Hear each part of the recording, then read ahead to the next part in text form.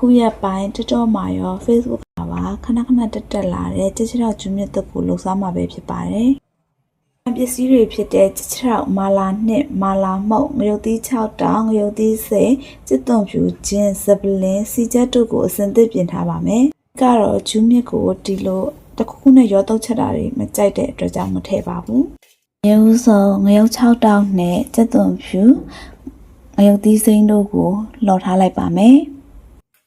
လော်ထားတာလေးတွေရပြီဆိုလို့ရှိရင်ကြက်ချောက်ကိုပြုတ်ပါမယ်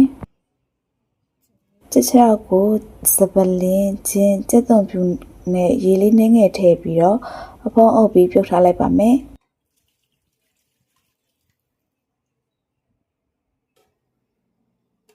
ကြက်ချောက်ပြုတ်နေတဲ့အချိန်မှာခုနကလှော်ထားတဲ့ကြက်သွန်ဖြူငရုတ်သီးနဲ့ငရုတ်6တောင်းတို့ကိုတခြားလေးညက်နေအောင်ထောင်းပါမယ်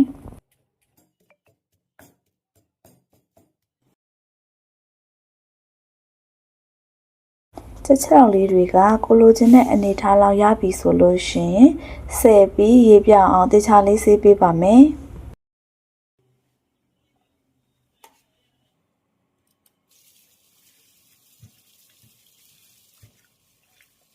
ဝင်ပစ္စည်းလေးတွေအားလုံးပြင်ဆင်ပြီးသွားပြီဆိုလို့ရှိရင်ကြက်ချောက်မာလာလေးစတုပ်ပါတော့မယ်ရှင်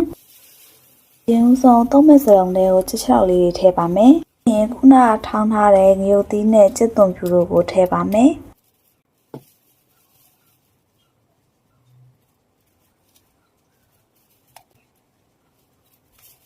ချိုးမုံအနေငယ်စားငံပြာရီမာလာနှစ်နဲ့ငရုတ်သီးမုတ်မာလာမုံတို့ကိုထည့်ပါမယ်ငရုတ်သီးအကြက်မုတ်ကိုမထည့်ခြင်းလည်းရပါတယ်ကိကအဆက်ကြိုက်တဲ့အတွက်ကြောင့်မို့လို့ထည့်ထားပါတယ်ဒုက္ခနီးစီချက်လေးကိုထည့်ပြီးတေချာသမအောင်အသုံးပြီးနေပေးရပါမယ်အဲ့ခါမှာတယောက်ရဲ့မျက်နှာကြီးကိုပေါ့နော်ပြင်းညစ်နေတယ်လို့အားရပါရလေးနေပြီးပါအဲ့ဒါမှကြက်ရှိတော့တဲ့ကိုအရသာဝင်မှာမဟုတ်လို့ပါချာလေးနေပြီးသွားပြီဆိုရင်တော့ပူးလေးနဲ့ထည့်ပြီးရေခဲတက်တာထဲမှာအေးကန်ထားပေးရပါမယ်အမြင်နဲ့တင်တော်တော်လေးကိုစားချင်စရာကောင်းနေပါပြီရန်လဲဆက်မဲ့ပုံပါပဲရှင်စစားတော့ပါမယ်ရှင်အနေထားလေးကတော့ရေခဲတက်တာထဲမှာ2 နာရီလောက်ရှိသွားတဲ့အနေထားလေးပေါ့နော်